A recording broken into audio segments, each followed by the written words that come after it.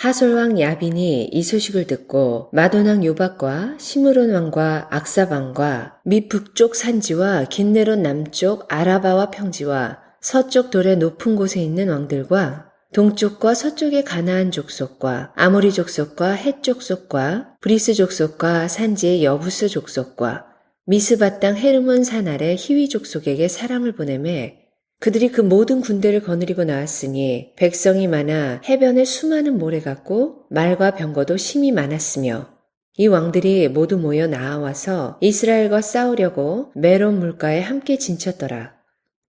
여호와께서 여호수아에게 이르시되 그들로 말미암아 두려워하지 말라. 내일 이맘때에 내가 그들을 이스라엘 앞에 넘겨주어 몰살시키리니 너는 그들의 말 뒷발에 힘줄을 끊고 그들의 병거를 불사르라 하시니라.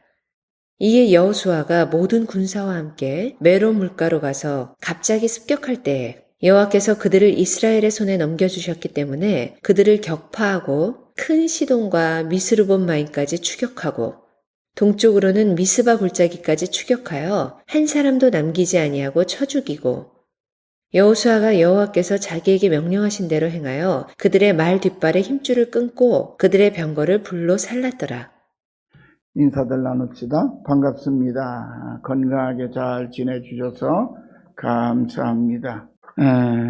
장마가 거꾸로 와서 장마 올 때는 마르고 또 이제 가을이 찾아올 때가 됐는데 마지막 휴가를 잘 보내도록 일기가 좋으면 좋겠는데 또 일기가 바람도 불고 비도 오고 막 그런다 그러죠. 건강들을 잘 살피고 이 비가 끝나고 나면 아마 가을 선선한 아침 저녁이 되지 싶습니다. 그러면 우리의 생활도 좀 더 불편함이 물러가고 평안함이 있으리라 그렇게 생각합니다. 오늘 드리고자 하는 말씀은 하나님만 의지하라 그런 말씀입니다. 안 그래도 하나님 밖에는 의지할 데가 없는 우리들인데 또 하나님만 의지하라 그럽니까? 예, 더욱더 하나님을 의지하는 삶을 젊은이나 늙은이나 다 하나님 의지하고 살면 건강도 평안도 지켜낼 수 있을 것입니다. 사랑하는 성도 여러분, 이스라엘이 가나안 땅의 남부를 모두 정복한 이야기를 말씀드렸지요. 그런데 우리만 그 말씀을 들은 게 아니고 이 당시에 이스라엘이 가나안 땅의 남부 지방을 다 정복했다는 소식을 북부 지방의 하솔왕 야빈이 들었습니다. 북부 지방에도 오늘 우리가 읽은 대로 여러 민족들이 부족들이 살고 있는데 그 모든 부족들 중에서 중심이 되는 권세, 통치력을 가지고 있는 사람이 누구냐면 하솔왕 야빈입니다. 다른 사람들은 다른 나라, 다른 민족의 부족들은 어디가 큰 나라가 아니고 몇만, 10만, 그런 자그마한 부족 국가들이죠. 이 나라들이 이제 하솔왕 야빈을 자기네들의 우두머리로 여기고 그렇게 서로 협력하며 그렇게 사는 거예요. 왜 성경에는 우리나라 강원도 땅만한 좁은 땅덩어리에 있는 여러 부족들을 왕이라고 말하느냐? 예, 그 시대는 부족 국가이기 때문에 부족이에요. 어떻게 보면 한 나라가 하나의 종족으로 되어 있고 언어도 통일되고 그런 거죠. 우리나라 단일 민족 자랑하죠. 이 대단한 나라예요. 대한민국은 5천만이 넘는 나라 중에 하나의 민족을 주장하면서 서 있는 나라는 5천만 이상 되는 나라 중에는 일본과 대한민국 그렇게 몇 개밖에 안 돼요. 근데 일본도 사실은 하나의 민족이 아닙니다. 일본도 우리 조선에서 이주해 간 사람들, 천황은 우리 백제 후손이라고 천황 자신이 나는 백제 후손입니다 라고 말했죠. 그러니까 저기 단일 민족이 아니에요. 근데 여기는 단일 민족이라고 할 만해요. 단군의 자손 그러잖아요. 그런데 옛날에는 부족국가 시절에는 그 부족 하나하나가 나라인 거예요. 그러니까 조그만 부족국가 여럿이 모여서 하나의 북쪽 지방에 공존하고 있었는데 그들의 중심 세력, 통치의 중심이 누구냐면 바로 하솔왕 야빈입니다. 그리고 이 주도권은 부족이 더 강한 힘을 얻게 되면 이게 주도권이 바뀌기도 해요. 지금은 하소랑이지만 언젠가는 또 히위사나 히족속의 왕이 영웅 같은 사람이 나와서 세력을 키우면 또 그 사람 중심으로 또 그렇게 되는 거죠. 그런데 어쨌든 이 북쪽 땅, 가나안 땅의 북쪽에 아직까지 정복하지 못하고 있었던 이 부족들이 힘을 모아서 이제 우리가 저 이스라엘과 맞서 싸워야 되겠다, 그렇게 했던 것이죠. 이 사람들이 가나안 땅 남부를 이스라엘이 다 순식간에 점령했다고 하는 소식은 보통 놀라운 일이 아니었던 거예요.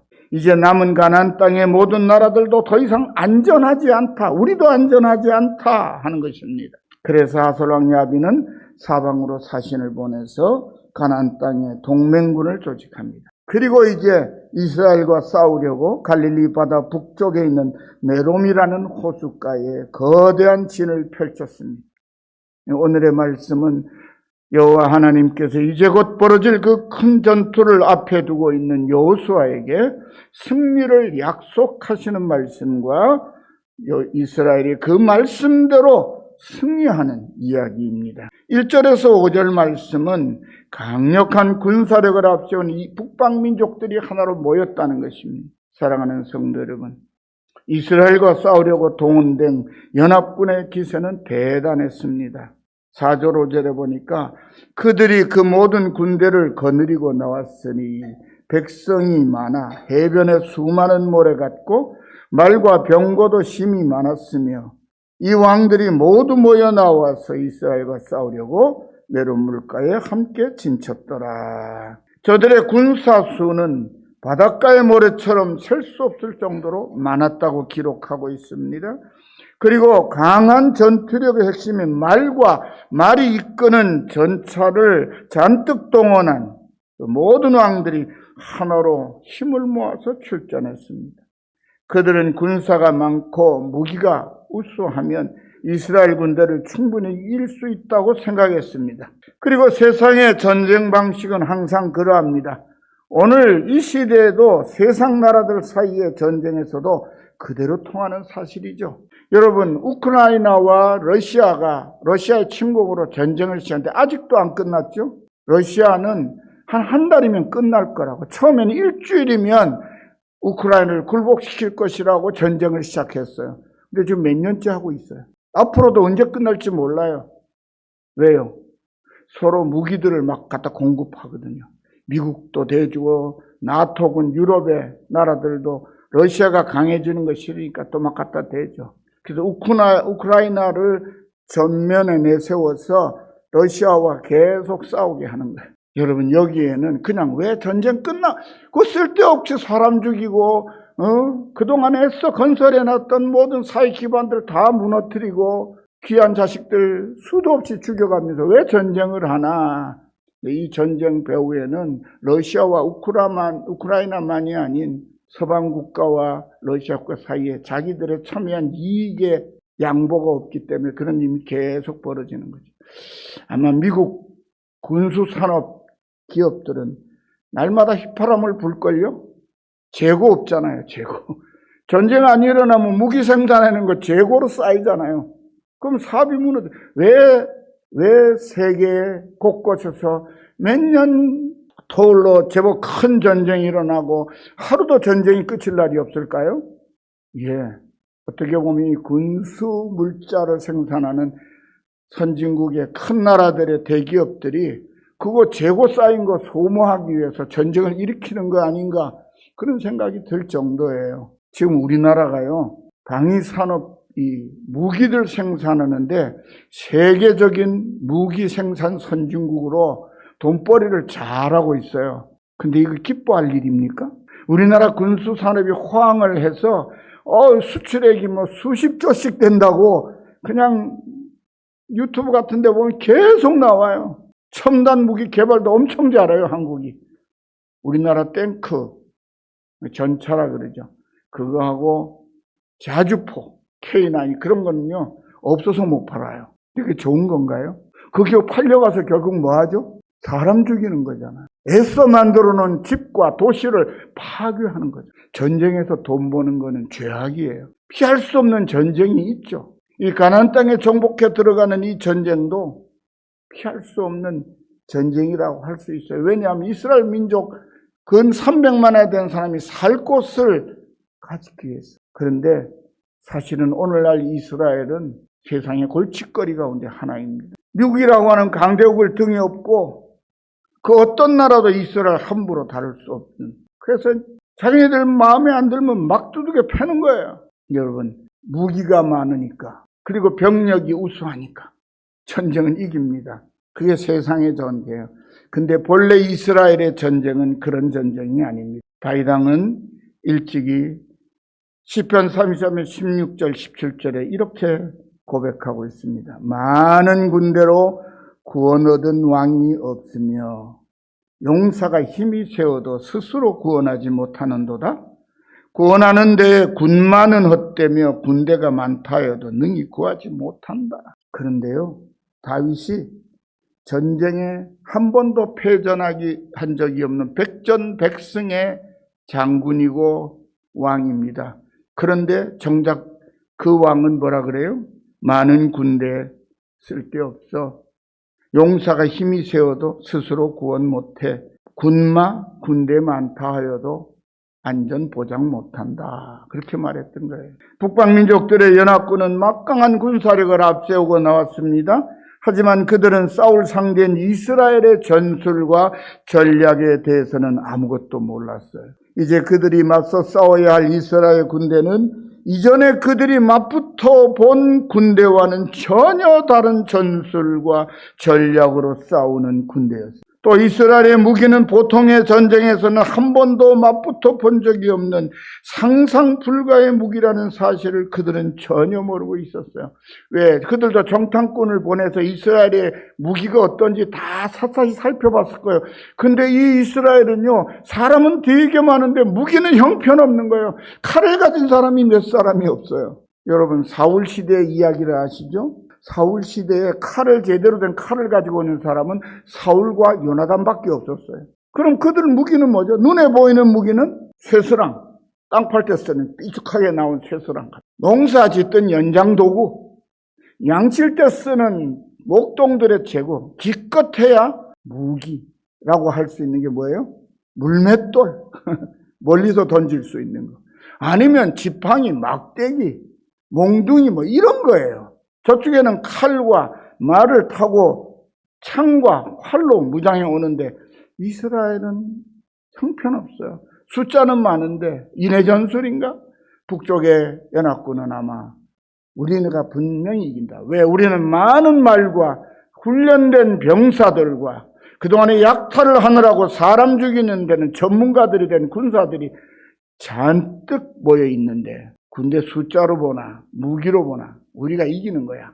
그리고 전쟁을 시작하는 거죠. 그런데 이스라엘의 무기는 그게 아니라는 것. 상상 불가의 무기란 사실을 전혀 몰라요. 가나안의 왕들은 지피지기면 나를 알고 적을 알면 전쟁은 백전백승이다. 손자병법에 나오는 말이죠.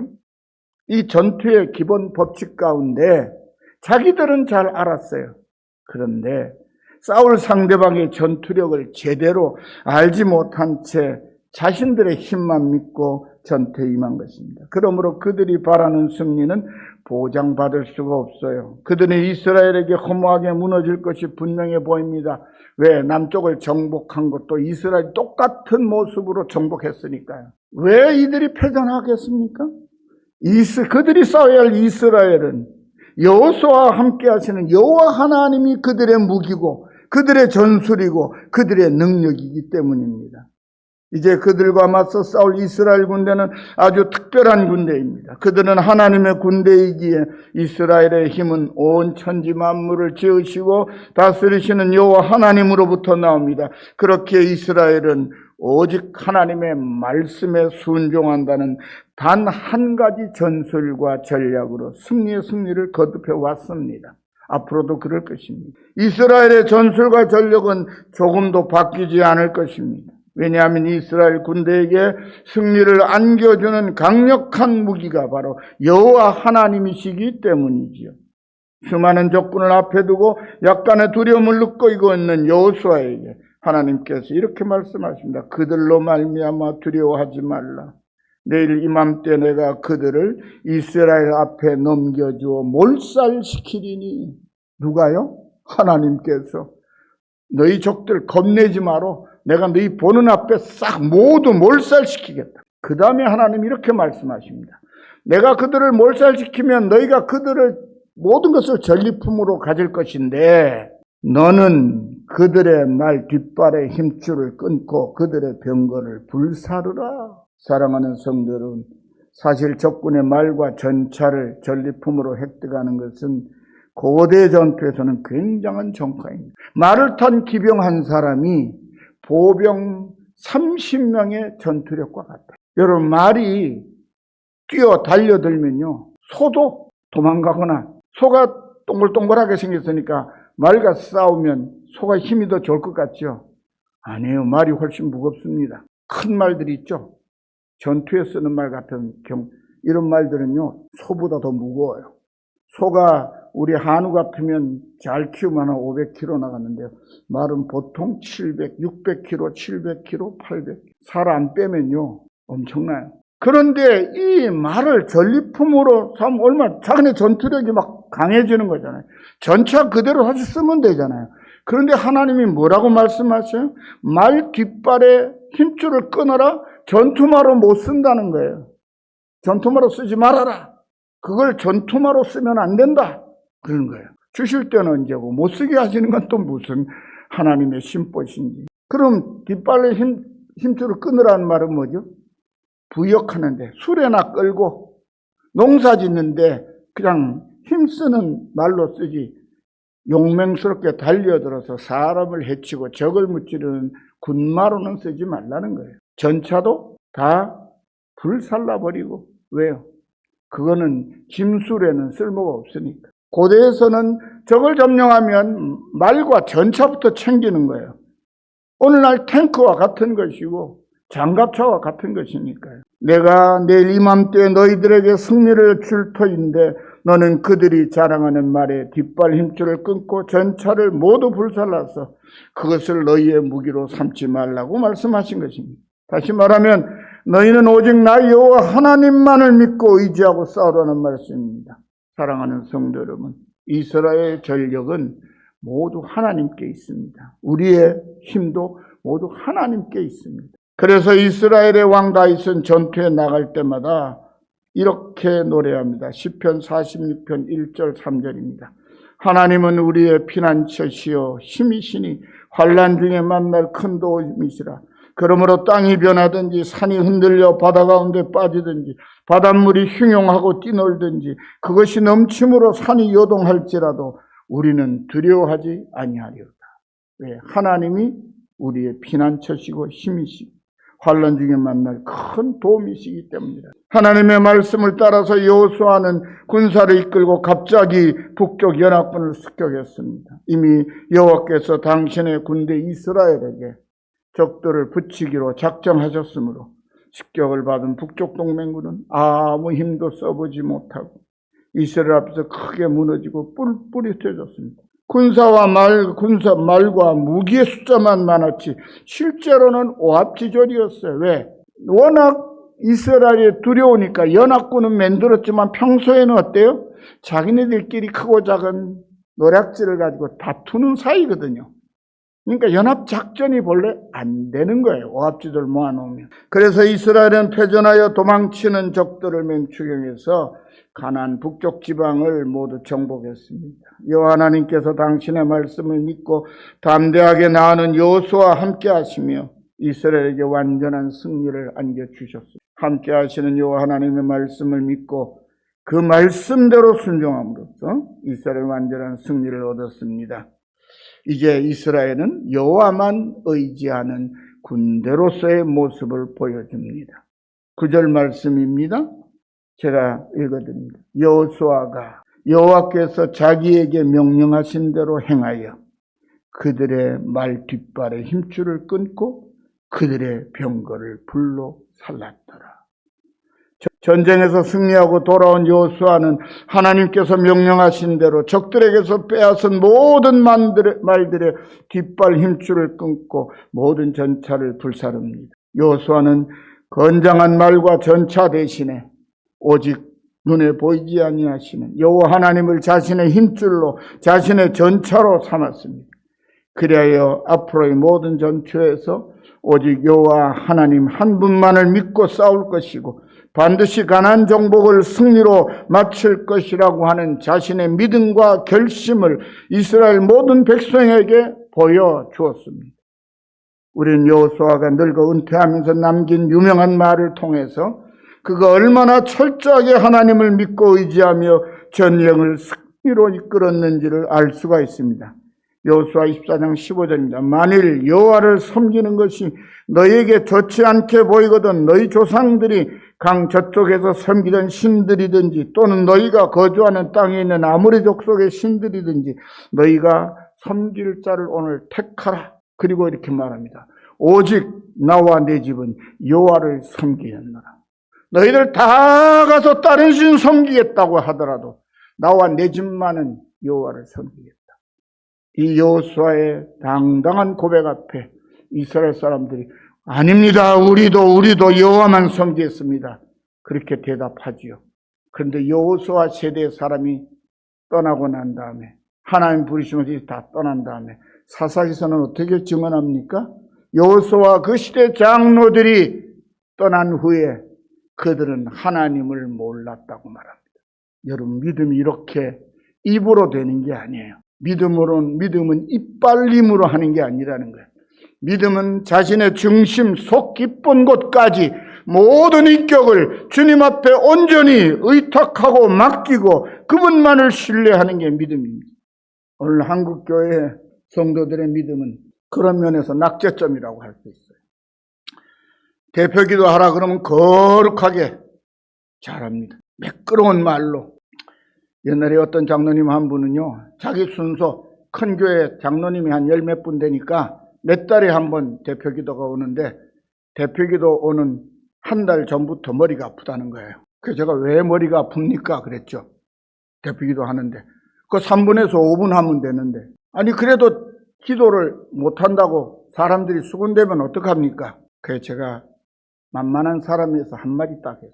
평소에 도대체 장로가 얼마나 기도를 안 하면 대표기도 몇 달에 한 번 오는 대표기도 하는데 벌벌 떨고 그거 어떻게 해야 될까? 사람들이 듣기에 좋은 기도를 하려고. 기도 누구 들으시라고 하는 거예요? 하나님 들으시라고. 그러면 마치 그 기도는 뭐냐면 순전한 마음이면 거짓없는 믿음이면 어린아이 같이 서툰 말로 해도 괜찮은 거예요. 여러분, 아들이 아버지 사랑합니다 그러는 말을 하고 손주가 할배 사랑해요 어느 말이 더 다가옵니까? 훨씬 손주 얘기가 그냥 할아버지는 거기 죽죠. 손주가 제대로 말도 못하는 옹알이로 할아버지 하고 한 번만 안아주면 그냥 그날은 하루 종일 딴 거 근심 걱정 다 사라지잖아요. 그런 거예요. 정말 하나님을 사랑함으로 기도한다면 평소에 하나님과 대화를 많이 하고 살았으면 대표기도 뭐 그렇게 두렵고 떨리고 겁날 게 있어요. 평소에 기도를 얼마나 했으면 평소에 기도를 안 하니까 대표기도 할 때 10분 15분씩 막 하는 거죠. 여러분, 자기는 정신없이 하고 있지만 눈 감고 머리 숙이고 있어야 되는 교인들은 목이 아프죠. 그렇죠? 딴 때는 가만히 있어 목이 안 아픈데 기도할 때 참고 10분 15분 기다리면 목이 엄청 아픕니다. 우리의 믿음이 오직 여호와 하나님을 섬긴다고 하는 이 고백이 거짓이 아니어야 하는 거예요. 여호수아가 오직 나와 내 집은 여호와를 섬기겠으니까 너희들이 너희가 좋아하는 신 찾아가라고 왜 그 말 했을까요?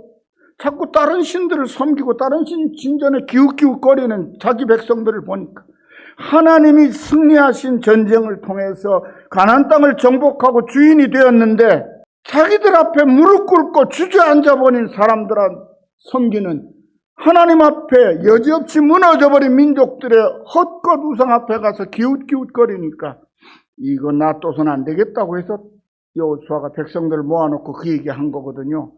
그러니까 거기서 뭐예요? 거짓말로 우리도 당신 따라서 오직 여호와만 섬기겠습니다 라고 약속해요. 근데 그 다짐을 받았던 여호수아가 하나님께로 간 다음에는 하나님 버리는, 우리의 눈에 보이는 믿음의 모양은 얼마나 엉터리가 많은지. 오늘날도 마찬가지잖아.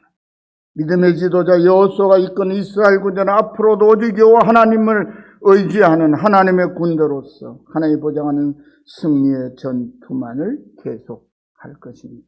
그리고 여호수아가 그렇게 전쟁을 이끌었습니다. 우리의 영적인 전투도 이처럼 오직 아버지 하나님 한 분만을 믿고 순종함으로써 완전한 승리를 거두고 영원한 생명을 얻어 우리 주님 예수께서 예비하신 천국의 집에 다 함께 들어가시기를 간절히 소망하고 간절히 축원합니다. 사랑하는 성도 여러분, 우리들도 여호수아처럼 여호와 하나님 한 분만을 의지하고 험한 세상을 믿음으로 살아가는 하나님의 군대요, 하나님의 군사들이 될 수 있기를 간절히 소원합니다. 다윗 왕은 이렇게 시편 18편 1절 3절에서 하나님을 찬양합니다. 나의 힘이 되신 여호와여, 내가 주를 사랑하나이다. 여호와는 나의 반석이시오, 나의 요새시오, 나를 건지시는 이시오, 나의 하나님이시오, 내가 그 안에 피할 바이시오, 나의 방패시오, 나의 구원의 뿌리시오, 나의 산성이시로다. 내가 찬송받으실 여호와께 아뢰리니 왜 원수들에게서 구원을 얻으리로다. 하나님만 전적으로 의지하여 자신은 원수들로부터 구원을 받을 것이라고 확신하고 있습니다. 그래서 그 믿음대로 하나님이 허락하셨어요. 그래서 누누이 말씀드리지만 다윗은 전투에서 한 번도 패전한 적이 없는 백전백승의 성경에 나오는 인물입니다. 여러분, 여호수아마저도 패전한 경험이 있죠? 아이성 전투에서. 그런데 다윗은 패전한 기록이 성경에 안 나와요. 왜요? 여호와는 나의 반석이시오, 나의 요새시오, 나를 건지시는 이시오, 나의 하나님이시오, 내가 그 안에 피할 바이시오, 나의 방패시오, 나의 구원의 뿌리시오, 나의 산성이시로다. 내가 찬송받을 여호와께 아뢰니 왜 원수들에게서 구원을 얻으리로다. 이 신앙의 고백이거든요. 하나님은 우리의 입술의 고백대로 은혜를 베푸시고 승리를 주시는 하나님이십니다. 그러므로 믿음으로 주를 고백하고 주를 따르시고, 우리의 승리는 오직 하나님 한 분으로 충분합니다. 오직 여호와 하나님을 믿고 그 명령에 순종함으로써 승리합니다. 바로 이것이 하나님의 군사인 우리들의 유일한 전술이고 전략이고 힘이라는 사실을 굳게 믿고 그분의 명령에 순종하는 하나님의 복되고 강한 군사들이 되셔서 항상 승리하여 주님 약속하신 영원한 하늘나라에 들어가서 영생을 누리는 행복한 하나님의 군사, 하나님의 아들, 딸로 살아가시기를 우리의 대장 되시는 예수님의 이름으로 간절히 축원합니다. 기도합시다. 하나님 아버지 감사합니다. 우리는 세상을 이길 힘이 없습니다. 세상 사람들은 우리보다 더 계산에 빠르고 영리하고 세상을 살아가는 데에서 남을 이기는 법에 아주 익숙해져 있는 사람들입니다. 그런데 우리의 대장 되시는 주님은 온유하고 겸손하시며 인내하시고 길이 참으시는 주님이십니다. 세상은 그 방식으로 이길 수 없다고 말합니다. 그러나 주님은 승리하셨습니다. 우리의 구원을 위하여 사망의 권세도 이기셨습니다. 그리고 흘리신 보혈로 우리를 살리셨습니다. 그래서 우리는 예수 그리스도의 군사입니다. 부르심을 받았습니다. 하늘나라의 영광을 위하여 이 땅에서 예수님이 아버지께 영광을 돌린 것처럼 하나님께 영광을 돌리는 승리의 삶을 살아가야 하는 저희들입니다.